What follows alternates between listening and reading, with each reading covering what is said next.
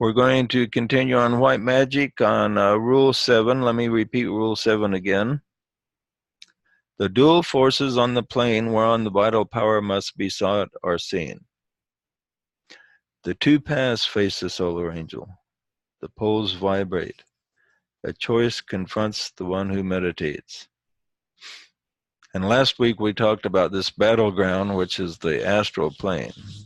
And it's a tremendous battleground because it's controlled by the world of feeling, and the world of feeling is is extremely powerful. And no matter how far you go up the ladder, the uh, there's feelings on different levels that are very powerful.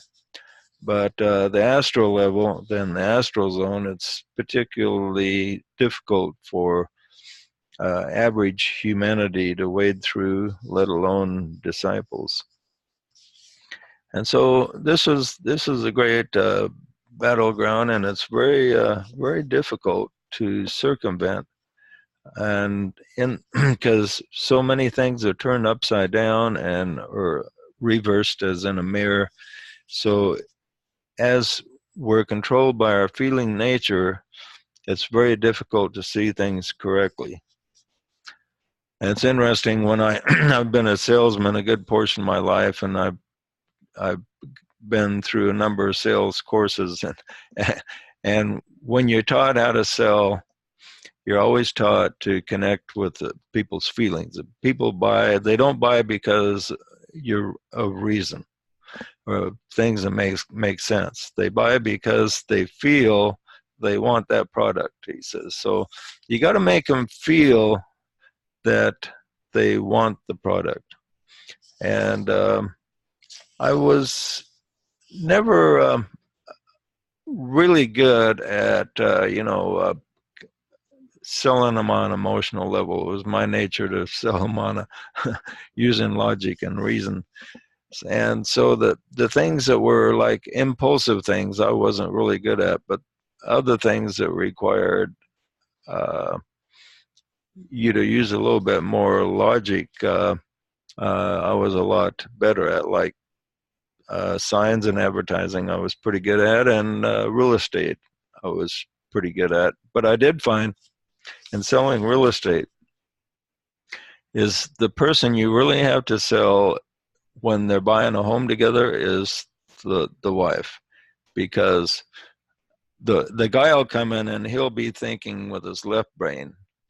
He'll say, well, this house is a good investment, and maybe we should buy this. But she'll say, well, no, I don't like this layout here. It doesn't matter if it's a good investment or not, I don't want it. And oftentimes they'll wind up buying the one the woman wants, even though it's not that good of investment. It doesn't make a lot of sense financially, but it's what she wants.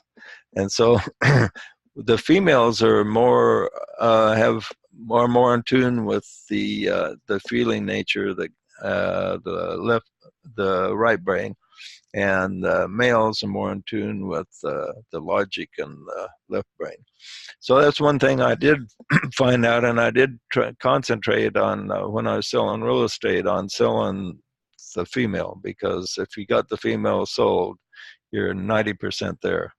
So you find something that the female likes. And so this is the astral plane is governed by desire, so it's very powerful.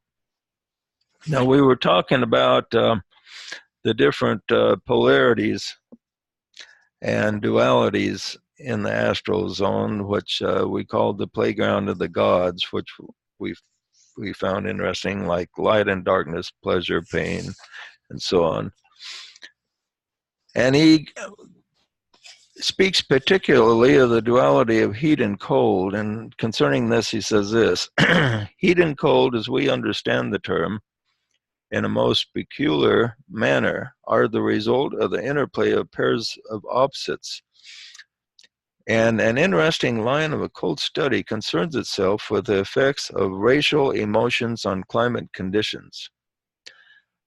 We most truly make our climate in one significant sense.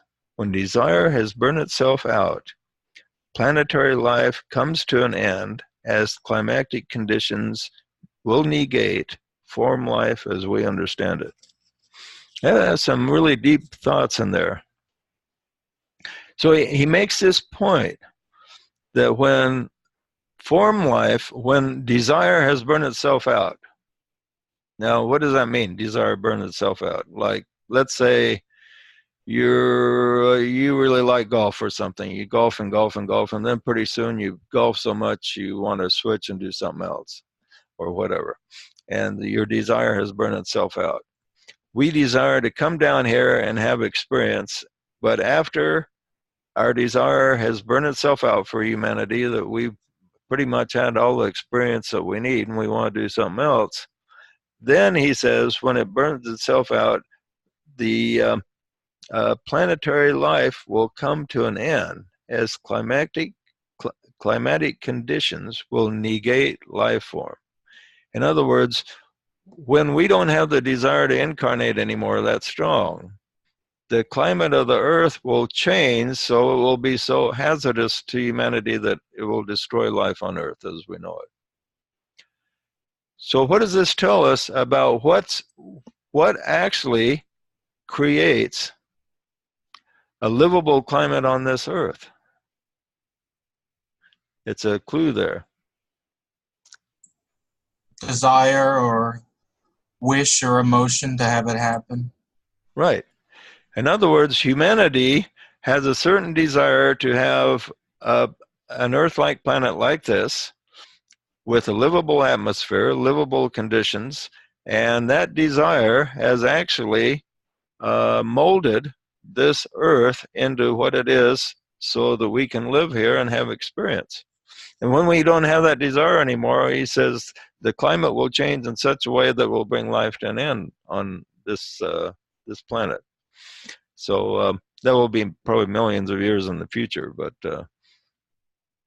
so I find that interesting. And so he points out that our consciousness actually determines the climate. And it's interesting also that, you know, where there's hurricanes and tornadoes and different climatic things, a lot of rain, it often follows the certain types of emotions that the people have. Like, look at California right now. Everybody's really hot-tempered because of hot under the collar because of Trump, in California in particular. And what are they suffering from right now? Fires. We got fires all over this place. They're having the worst fires they've had in 30, 40 years. And it's kind of following their emotions. In other words, they're hot under the collar, so to speak, over politics, and it's manifesting itself physically in their state. And other places where you see tremendous What flooding, about the people on the East Coast? Are they crying a lot? Are they what? I was kind of joking. I said, what about the people on the East Coast with all that rain, hurricane? I said, are they crying a lot? No, it'd be tremendous. Tears, water. No, water is symbolic of emotion. So where you have a lot of rains and flood, you have people that are, as a whole, they'll be undergoing more intense emotional experiences than the other parts of the nation. So oftentimes you can see this where there's a lot of flooding. There will be people that are undergoing intense emotional experiences in relation to the rest of the nation. So it's not an exact science. It's be an art to interpret such a thing. But I believe that DK is right that climate does follow consciousness. Now he talks about the secret of liberation lies in balancing the forces of the pairs of opposites. And he gives the symbolism of the Red Sea. Well, I don't know if he gives it or not. I give it here, but we have the pairs of opposites, and you have the Israelites going through the Red Sea on dry ground. And on the right and on the left, you had the waters being held back. They were in perfect balance so that they were able to go through the Red Sea on dry ground. And then the Pharaoh and his chariots come after him, and they're all drowned because they didn't hold the balance in place. He says an important step in balancing the pairs of opposites is to just see the pairs of opposites. And you might ask, well, doesn't everybody see the opposites? And when you listen to a lot of people, you realize that a lot of people don't see the opposites. Yeah. I didn't understand if you said sees the opposites or see the opposites, but I caught it right at that last statement. See the opposites. Oh, see, S-E-E. We have to be able to see the opposite polarities and distinguish how they're different. And our current political climate, a lot of people are saying, for instance, there's no difference between men and women.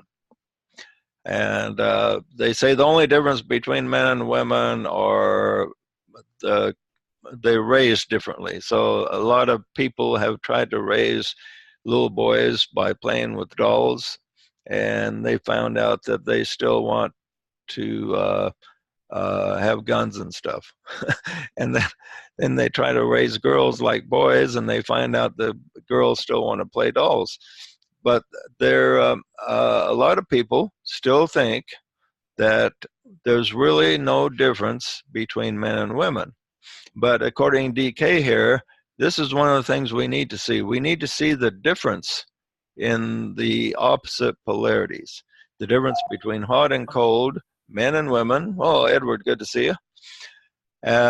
We need to see the difference in these polarities, and male and female is one of the most significant differences, and so it's important that we see the differences of male and female, and then realize that each of us have male and female within us. If you're in a male body, you have more male than female normally. If you're in a female body, you'll have more female energy than male energy, but each of us has both of the energies. And so what we have to do is see the opposite polarities and bring them into balance. And this bringing them into balance is the key to handling the astral forces. And we can only bring them into balance by using the what? What do we use to bring the polarities into balance? The soul. The soul, that's important contact. And what do we do through the soul? Align the mind. Right, the mind. The mind is the key. The mind has to use discernment to be able to understand the polarity on the right, the polarity on the left, and how they can work together as a whole. And so they are different. We need to realize their differences.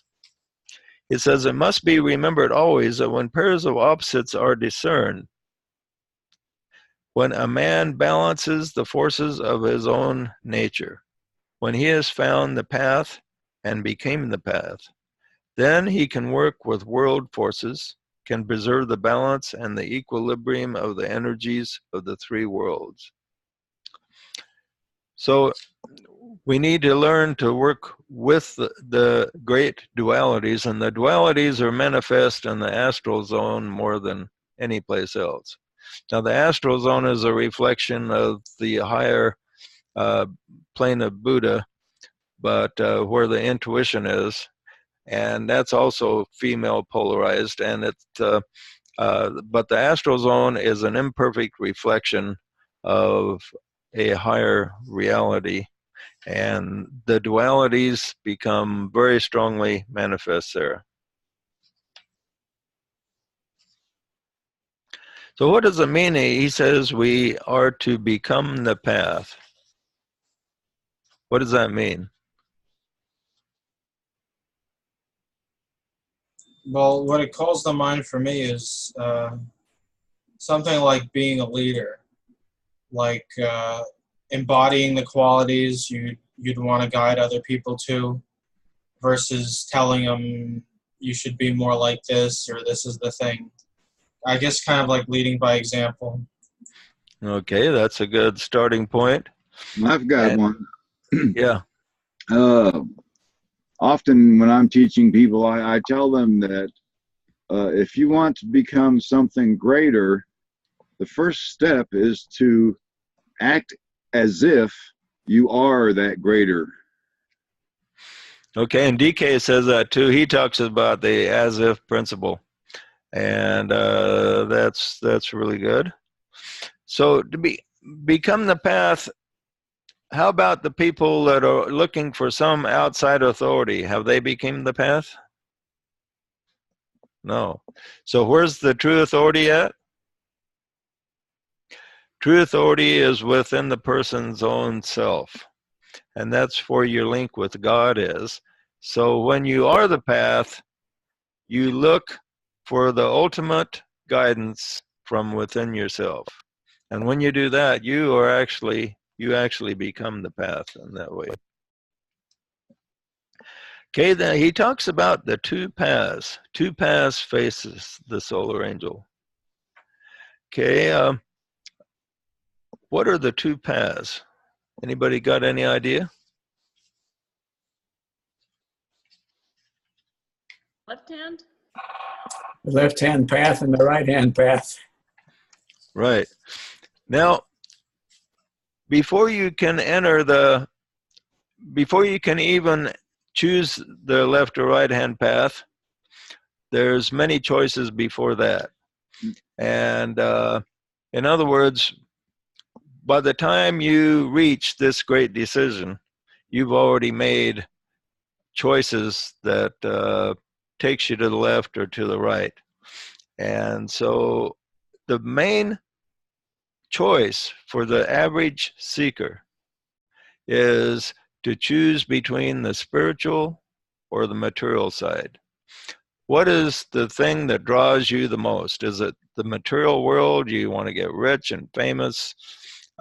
You want to have own lots of things, big house, fancy car? Is that what pulls your attention? Or do you want to be like Solomon and get wise and have wisdom and spiritual knowledge and spiritual power and have a feeling within you that you're headed the right direction according to your own soul? This is the choice. This is the two paths for the average seeker. And then as he progresses along and goes higher, the two paths go to a higher octave. Any idea what the higher octave might be? Whether to be of service to yourself or be of service to the all. Okay, you're headed the right general direction. It's the choice between divine will or selfish will.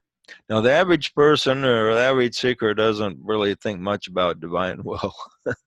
But then as the person progresses along the path, he begins to wonder, well, am I in alignment with higher will? And so but he still has a will of his own. So he has to think, if he discovers what that divine will is, it will often conflict with his own will, which even happened to Jesus. Remember, he said, not my will, but thine be done. He says, if it be within your power, remove this cup from me so I don't have to drink it. But nevertheless, not my will, but thy will be done. So in other words, and this happens at a lesser scale to everybody sooner or later, when they begin to pick up the higher will, it will often be in conflict with the will of your personality. So the choice is, do I go with just what I want as a person, or do I go with something that will be in harmony with higher will? Oh, Curtis, good to see you. Hey, sorry it took so long. Got here as soon as I could. Okay, well, great. We're just talking about the two paths that face the solar angel here. Oh, the light and dark, the self and not self. Yeah, which is for the average person, it's spiritual versus material. And then as a person progresses, he picks up higher will, and he has a choice between following this higher will or the will of his personality, which is often in conflict. Now he talks about the two paths. They play out in different places on the astral zone. Astral plane is the main battleground for liberation. And we have all three planes are at play on the astral level: the physical plane of active experience, astral plane itself, wherein the man passes through 3 stages of consciousness. These 3 stages, he says, are: number 1, he gains through a sensory apparatus consciousness of the world of forms, and develops the ability to react to those forms with wisdom and intelligence. The second thing, he develops sensitivity to the emotions of others. You know, when you look at people that are around you, some people are sensitive to your emotions, even though you don't display them, and some aren't. Well, for instance, when you have a guest and you think, well, I have some things to do, and you just think, I kind of wish this person would leave, even though I like him and everything. It'd be nice if he would leave. And if the person is sensitive, they, within a few minutes of you thinking that, they'll say, well, it looks like it's about time I left. But if they're not sensitive, they'll just hang out and talk your leg off till 3 in the morning, even if you don't want them there.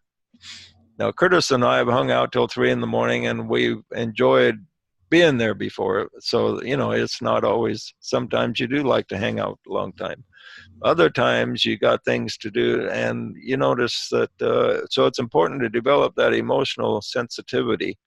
Be sensitive to people's emotions, even though they may not show it in their face. Pick up what they may be feeling. He says the third thing is spiritual awareness, or sensitiveness to the spiritual world and the feeling aspect of the higher consciousness. Then he says the mental plane also has 3 stages of consciousness. 1, receives impressions from the 5 senses and the brain. Okay, so your mind receives input through the 5 senses. B, the stage wherein, and that's the average person, this is the main input for his mind. But then he reaches a stage wherein the mind initiates its own activities, wherein the intellect is a dominating factor. The seeker is responsive to thought currents, and reason begins to dominate. So it's interesting. He says, as the person progresses through this astral zone, astral plane, this is a stage that's important, as the mind initiates its own activities. How many people do you know that their minds don't initiate their own activities? They're just like running on some type of program.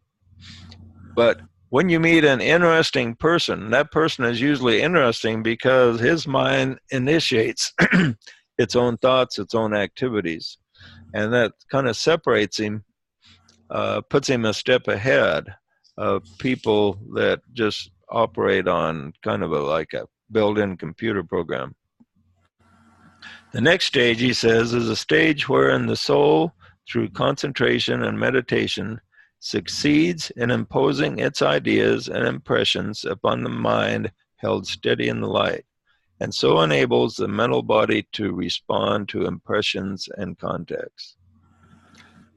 Okay, and this is the final stage of liberation from the emotional astral control, is by keeping your mind steady in the light.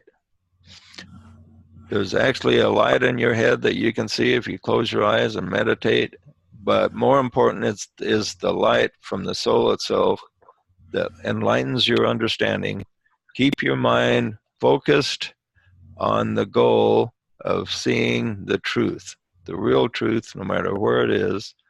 And you set up a link with your soul, and then your soul is able to communicate with you and give you instruction and give you impressions about your next step, about what you're supposed to do. And when you reach this step, you can then begin to master the astral plane. He says the main body is fought in the astral plane, and when there is a well-developed mind and body, highly evolved people have a more developed astral body.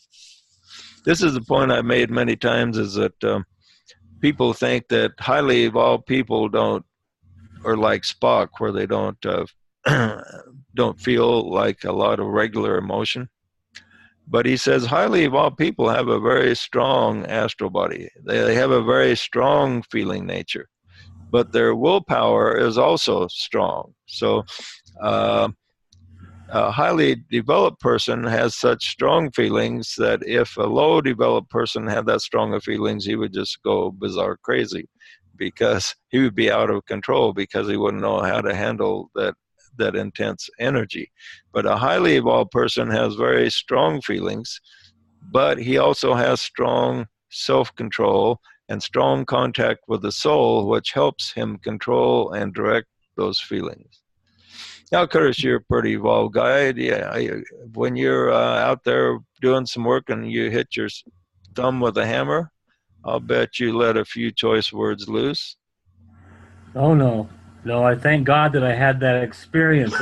And may I please learn something from it.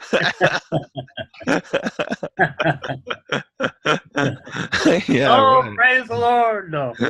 Sometimes I do. I can be pretty verbal, Yeah, but demonstrative. yeah, you got. I know you have strong feelings. I've known you a long time, and it takes a lot of self-control to control all those feelings running through your little body, right? It does.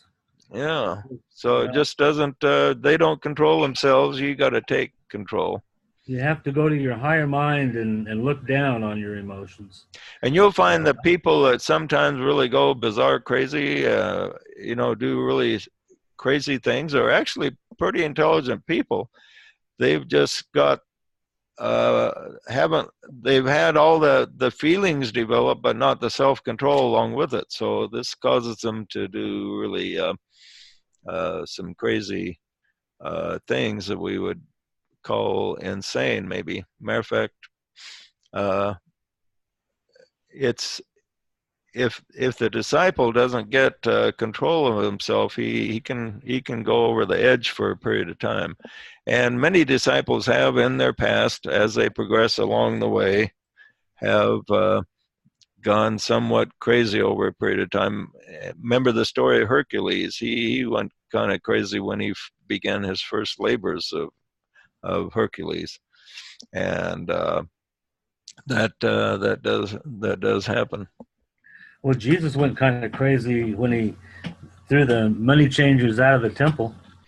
Right. I had, everybody thinks that everything Jesus did was 100% right. I read somebody's opinion a while back that Jesus actually made a mistake in not controlling himself there. And I thought, well, who knows? Maybe he did. Maybe we just think he was always doing 100% the right thing. Maybe he just got a little bit out of control at one time. But because of how he wound up giving us the example of the perfect man, so to speak, we just assume every single thing he did was flawless. So I found that was an interesting thing to contemplate. I mean, he really let loose. He let him have it. He knocked the tables over, raised hell, kicked him in the butt. You know, I mean, Well, he Yeah, assaulted him with a weapon. He had a whip. And he Yeah, whipped him, right? right. yeah, and whipping. You know, he Yeah, and no constraint. he decided on a mental level, because he just didn't go spontaneous in there. He thought about it, and then he took time and he actually made him a whip. So it was premeditated. It wasn't just on the spur of the moment. He thought, well, these guys need a taught a lesson, and so he took a few minutes and he made him a whip. So he had time to think about whether or not to do it or not, you know. So that was interesting. They had it coming. It was probably a very satisfying thing for him to do.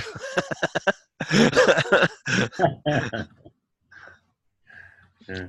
He says, students are therefore begged to deal drastically and potently with their emotional natures, remembering that victory descends from above and cannot be worked up from below. So the higher can control the lower, but the lower cannot control the higher, and the lower cannot even control itself. To have control, we must go the higher step. The mind is above the emotions, so to control the emotions, people try to control the emotions with the emotions, and it doesn't work. To control the emotions, we have to access the mind, and the mind has to say, all right, let's calm down. And then the mind has power to control emotions. And then above the mind is intuitional level, which is also the higher correspondent to the emotions. And it has power to control the mind and direct the mind. So the higher controls the lower, but the lower cannot control itself. So we always got to look to the higher for our progress. The aspirant becomes aware of duality. The lowly bulb become aware of consciousness in the material world. The spiritual person of consciousness of the spiritual person of the consciousness of the soul, leading to unity. In between is the wretched aspirant consciousness of duality above all else, pulled hither and thither between the two. He sees the various dualities and realizes he must make a choice. Many resist that choice. So he goes through this period where he's pulled hither and thither between the two. We must see the choice. So, in other words, you cannot serve God and mammon, Jesus says. So we go between God and mammon, between the spiritual and material. How many people do you know that really want to be spiritual, but man, I got to concentrate on the material first? And so they get a little bit of free time, and then they concentrate on the spiritual. They might go on some tour or something of Egypt or Peru or somewhere, or go to some meditation group for a while, and then they go back to the material world. So they fluctuate between the two. They need to learn how to balance. And DK points out that in the Western world, we're in quite a bit different situation than in the Eastern world. In the Eastern world, they give more time to the inner work. He says in the Western world, we have so many things going on, we need to learn to put ourselves in a spiritual state of mind while taking care of business in our busy Western world with lots of things to distract us. We have to learn to not let the outward world distract us from our spiritual focus. And he says to meditate this is on a the real run. challenge for the Western world. What'd you say, Curtis? We have to meditate on the run. Yeah, right. I've done a lot of my heaviest meditation. I used to drive 100 miles a day, 50 miles Boise and 50 miles back when I lived in New Plymouth and had to drive back and forth to work. I did a lot of meditation. Had to be careful not to have accidents, but I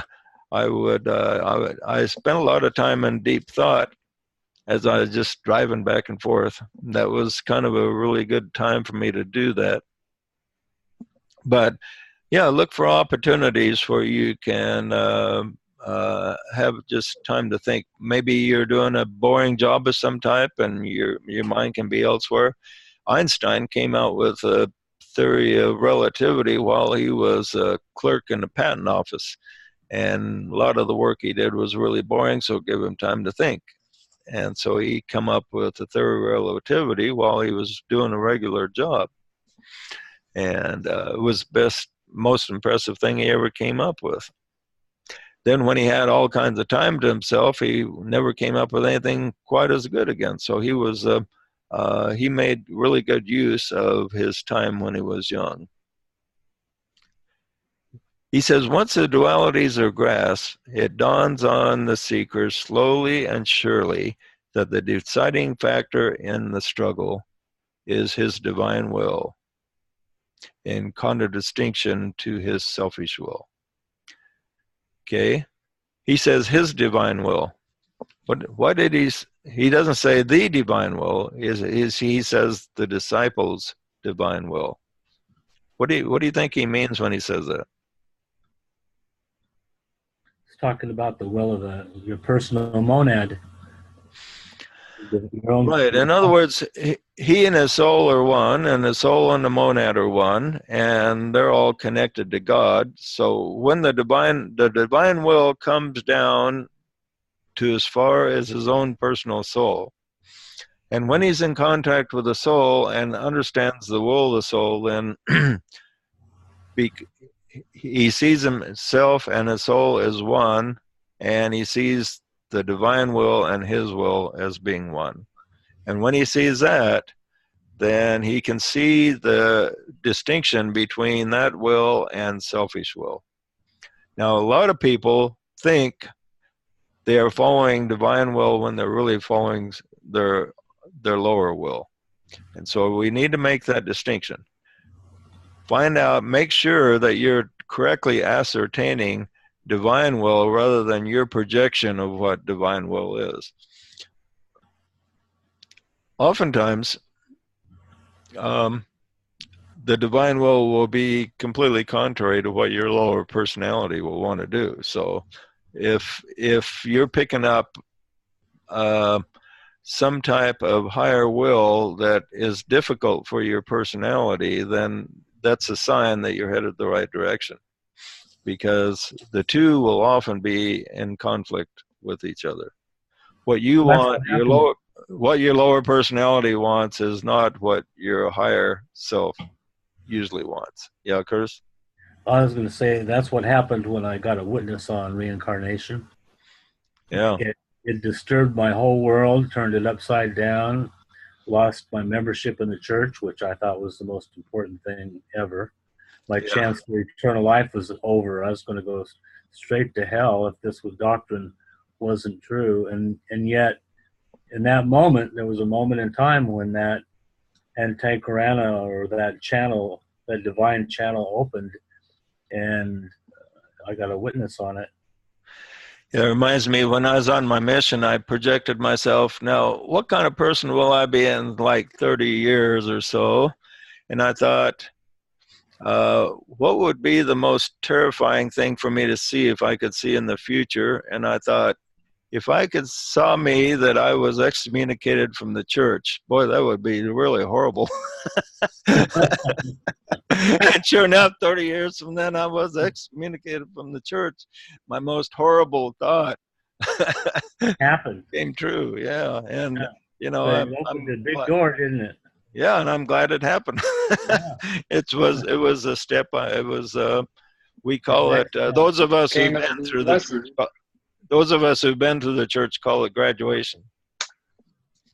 Yeah. And not only Mormons, but people in regular Catholic Church and all the evangelical churches, many of them have graduated also through this similar process. Okay, he says the choice eventually leads to the choice between the left and right hand path. Okay, is it when does it become possible to choose between the left and right hand path? Could the average person even become a black magician? No. That's right. No, that's right. But when can the choice be made? After Well, let's pick somebody.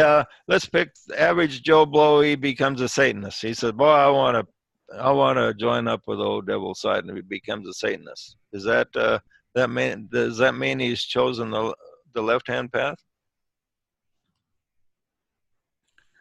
Not necessarily. Right, not necessarily. To choose the left-hand path, you have to see the right and the left-hand path. You have to see both the paths, and the average person cannot see them. But the average person is a tool in the hands of the brothers on the left, and the brothers on the right will use average people if they're willing to cooperate on certain things. So the average person that has, good loving spirit and everything, he can be used by brothers of the right-hand path for certain things. And then the person who's very selfish, he can be used by brothers of the left-hand path as pawns to accomplish certain things. But he's not there yet because he has not seen. When can he see? A second-degree initiate on the verge of becoming a third-degree initiate can see the path. Oh, very good. Is that you, Adam? Yep. That's right. It's not until he approaches the third-degree initiation, and in the third degree, you overcome what? Illusion. Illusion. You overcome illusion. Now, we never overcome illusion 100%, but we overcome the basics of illusion so that the third degree initiate can examine a situation and unravel the illusion within it. Now, there's certain things that even a third or fourth degree initiate, or even the masters, are subject to certain types of higher illusion. But the third degree initiate is able to look at situations and unravel the real from the unreal. And when he approaches this point to where he is able to unravel illusion, first of all, he has to overcome the emotional world so it doesn't have power over him. He has to overcome the ego, and then he has to be able to see the real from the unreal. And when he sees the real and the unreal, then he begins to see the real difference between the left and right-hand path. And then he's able to make the choice. Most make the choice for the right-hand path. There's only a handful that choose the left-hand path. Liberals. Yeah, right. So what happens to a person when he chooses the left-hand path? Bad things. What's the first thing that happens? Cuts himself off from the soul. Exactly, Adam. Exactly. What he does, the soul doesn't really cut itself off from him. He cuts himself off from the soul, and he builds a barrier. And why does he cut himself off from the soul? Because he's faced with the same choice that Christ was, whether to go by his will or the higher will. And the lower will is easier, and it has a lot of allure and attraction.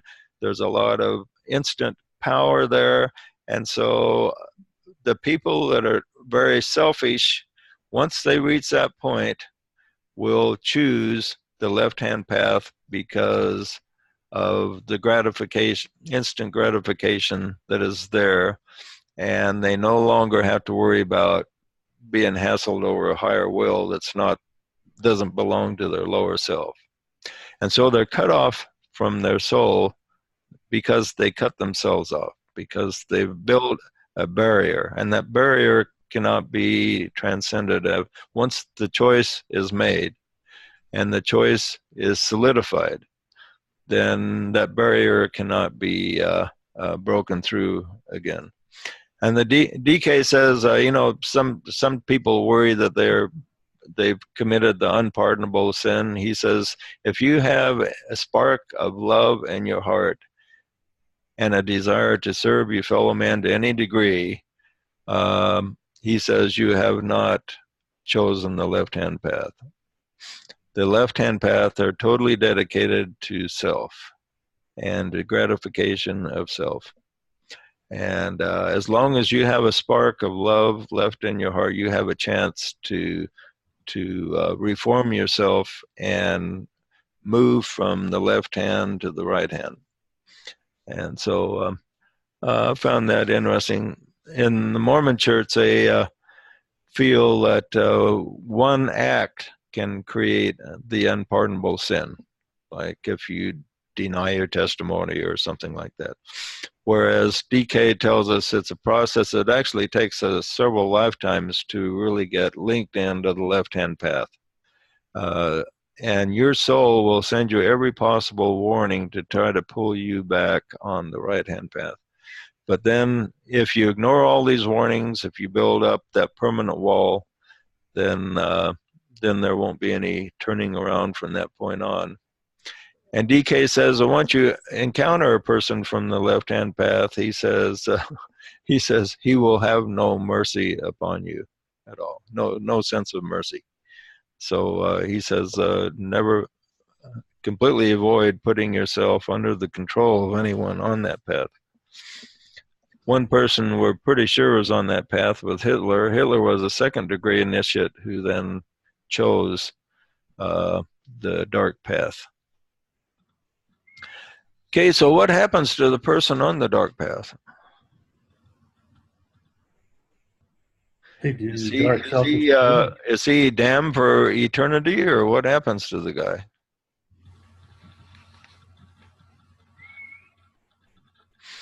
Jesus kind of gave an idea where he says, I am the vine and you are the branches. If the branch is severed from the vine, it is good for nothing except to be gathered and burned.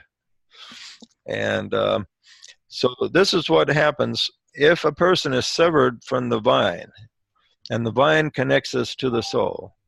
If a person is severed from the vine, then he no longer has the life of the spirit, of the soul, of the monad flowing through him.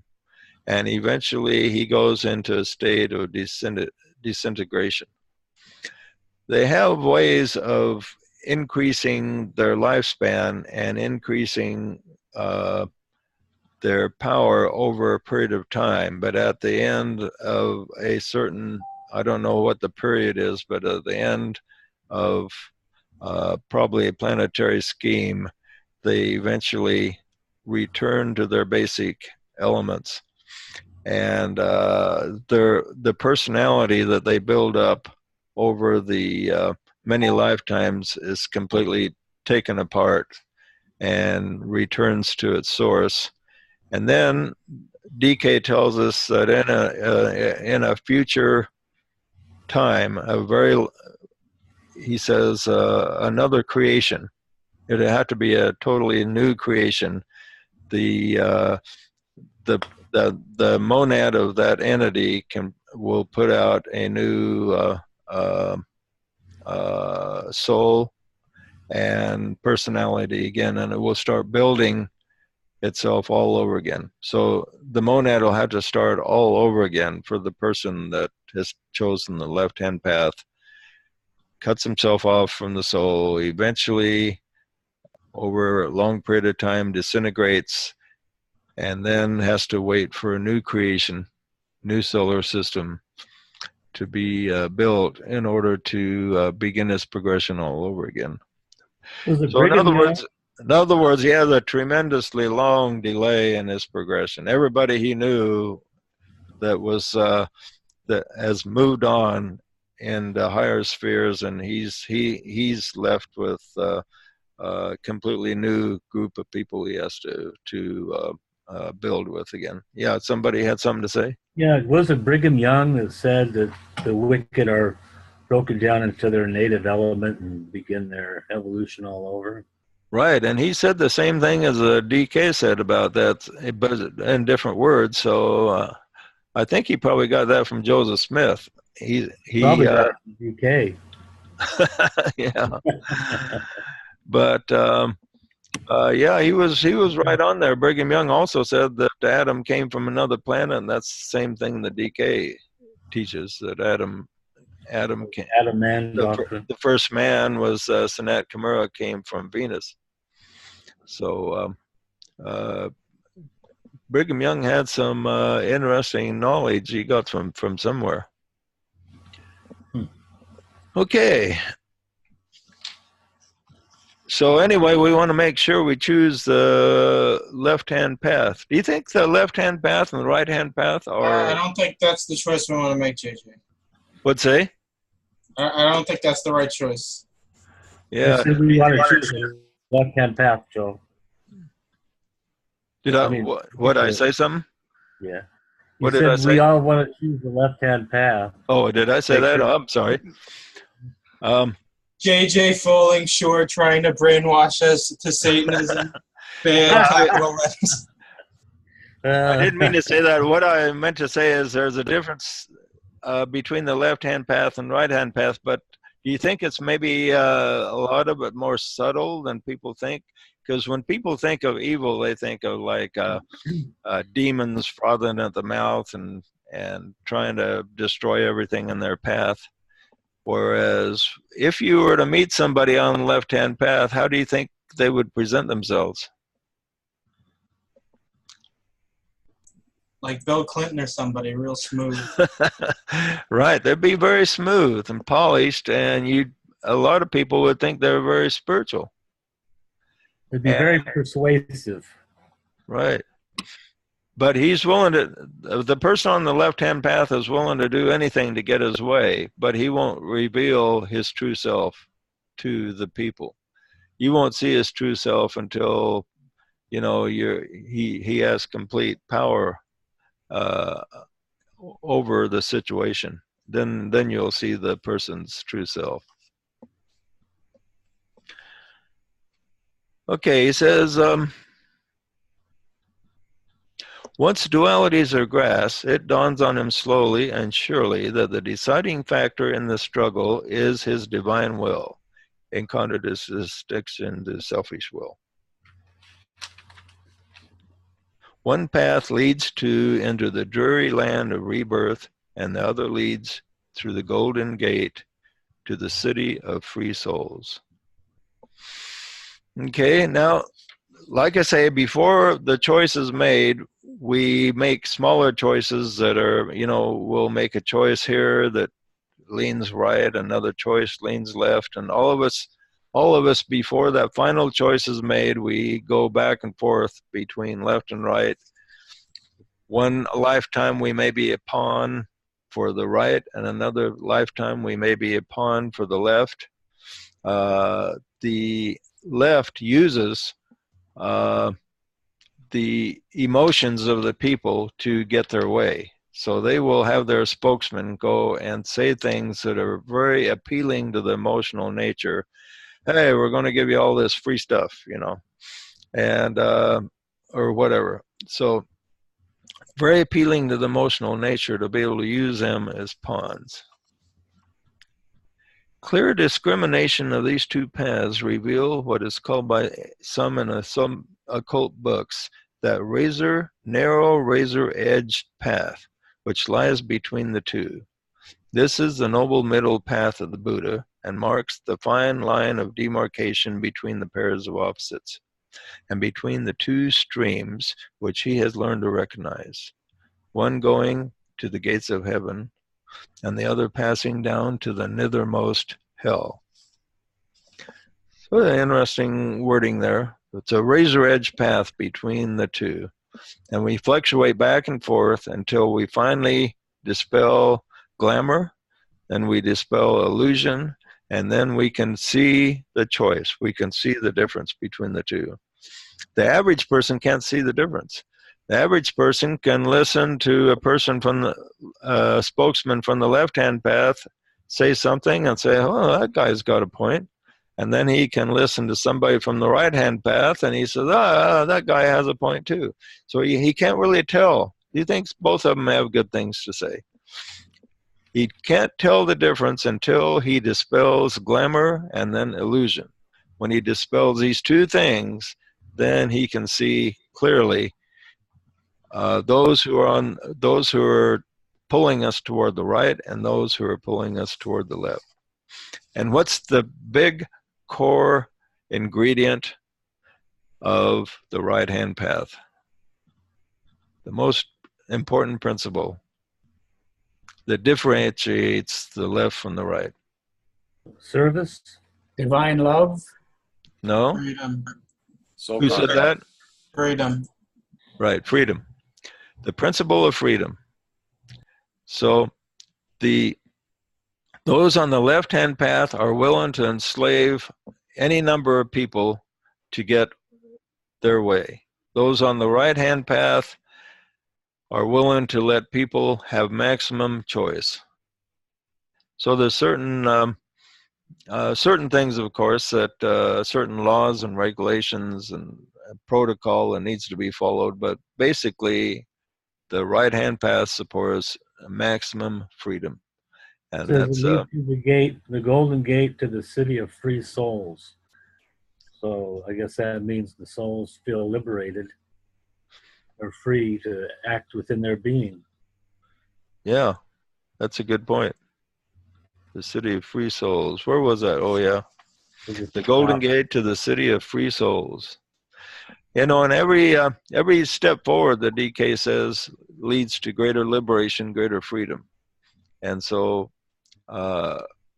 when we see people that are demanding we give up our freedoms, we know that they are not a spokesman for the right-hand path. Those that want to enslave, they always want to enslave, but they won't admit it. It's like Hitler. Hitler often in his speeches, he talked about how he was leading his people to greater freedom. So those on the left-hand path will not admit that they are working toward enslaving people. They will not admit that. But in their heart, they're willing to enslave any number of people in order to achieve their personal goal, what they want for themselves. Those on the right-hand path are willing to serve with love and let people have maximum freedom for themselves and let them have maximum choice. And so this is a basic important demarcation between the two.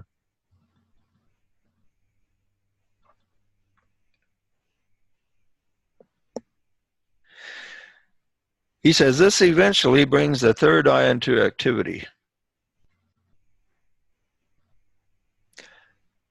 so that there is gained a potency and a clear vision which make the right choice and quick progress upon the way of steady progression. The three bodies come under the control of the soul. By the exercise of the two main weapons of the aspirant, discrimination and dispassion, he gains that quality which is in the rule called the vital power. The vital power mentioned in the rule is that power to see the choice, see the correct choice on the lower levels and then higher and higher and higher. That's the vital power. And you have the vital power when you understand the dualities. He says, then he can understand the significance of the vibrating poles and achieve that point of equilibrium, which is the result of their interaction and vibration. The vital power is gained by discrimination and sensing of dual forces. This vital power demonstrates its first activity in enabling the aspirant to achieve a point of balance and so stand at that pinnacle of achievement whereon a choice is made.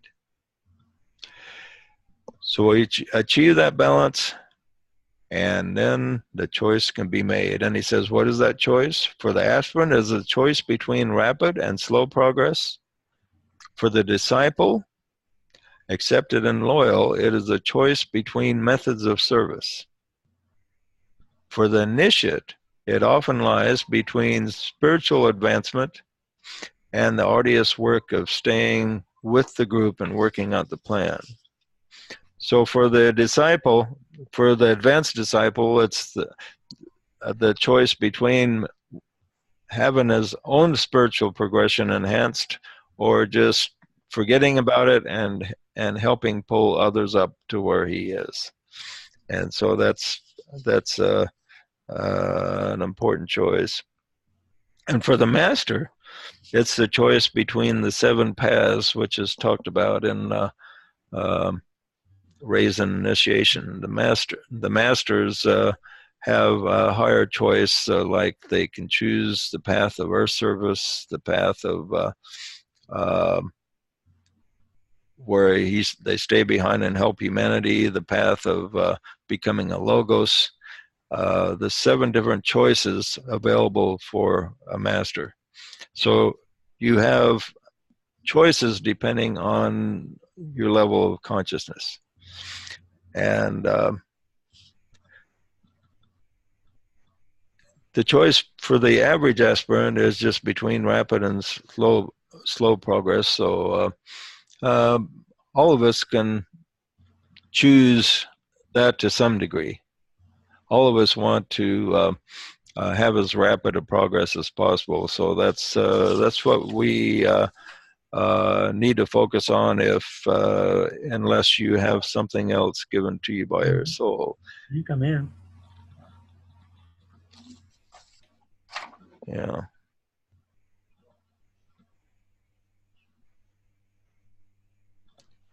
Oh, okay. So we're about we've gone over a little bit. I didn't realize it. So see, we started at 8. Yeah. Okay. Any questions before we wrap this up?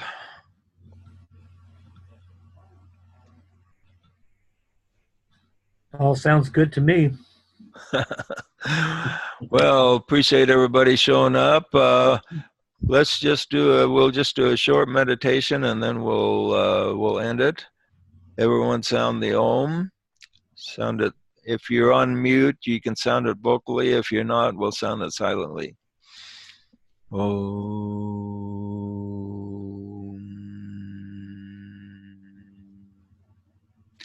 om, om, om, om.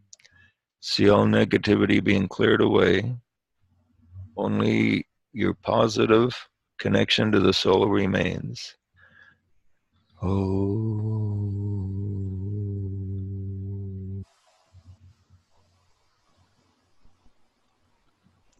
Visualize us in a group of 24, arms around each other, all connected. Everyone here in this meeting is there, plus others.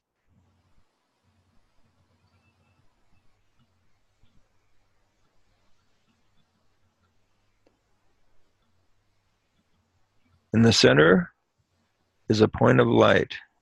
The point of light is growing into a ball of fire. The ball of fire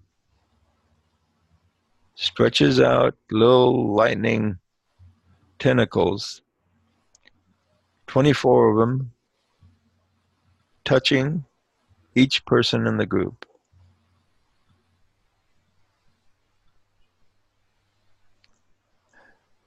You are connected by a thread of light to this ball of fire. All of us are connected. Now visualize the energy from this light circulating from left to right, going through the group, energizing us, filling us full of life and fire and will until we meet again. Sound the Om again and see the fire and circulation. Om. Om, om, om, om, om, om, om.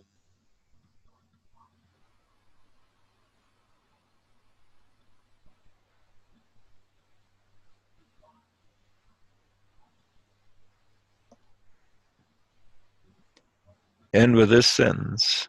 I represent the fiery will of God. I represent the fiery will of God.